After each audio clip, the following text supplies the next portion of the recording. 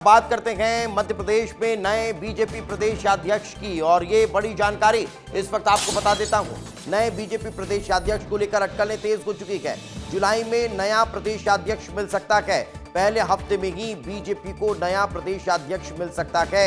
1 या 2 जुलाई को भोपाल धर्मेंद्र प्रधान आ सकते हैं। केंद्रीय मंत्री धर्मेंद्र प्रधान हैं मध्य प्रदेश के चुनाव प्रभारी, और वे यहां पर आ सकते हैं। इस तरह की चर्चा पूरी की है, और जुलाई के ही महीने में नया अध्यक्ष मिल सकता है। जुलाई के पहले सप्ताह में ये नए अध्यक्ष का जो इंतजार है वो खत्म हो सकता है। इस तरह की चर्चाएं बहुत ज्यादा तेज है। क्योंकि कई प्रदेश ऐसे हैं जहां पर प्रदेश अध्यक्षों को बदलना है। उन प्रदेश अध्यक्षों को बदलने के बाद राष्ट्रीय अध्यक्ष का चुनाव होना है, और यही कारण है कि संभावनाएं जताई जा रही है कि बहुत जल्द यानी जुलाई के पहले ही सप्ताह में नया प्रदेशाध्यक्ष भारतीय जनता पार्टी को मिल सकता है।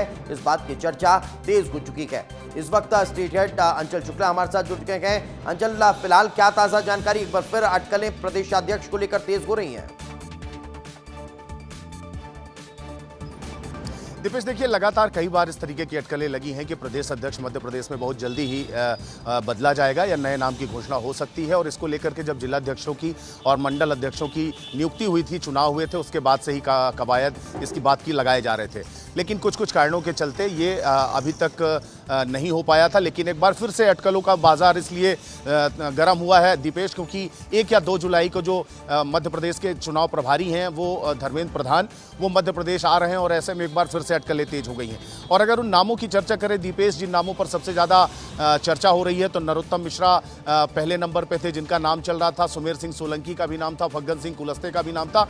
लेकिन सूत्रों के हवाले से जो खबर निकल के आ रही है दीपेश, कि जो सीएम की तरफ से एक नाम बढ़ाया गया है, विश्वसनीय सूत्रों की अगर माने तो हेमंत खंडेलवाल का नाम, क्योंकि हेमंत खंडेलवाल का नाम एकदम से चर्चा में आया था और लगातार इस बात की चर्चा भी हो रही थी कि बहुत जल्द इस नाम पर मुहर लग सकती है। लेकिन ये अटकलें कई बार लगी, लेकिन उसमें फिर एकदम से विराम लग गया।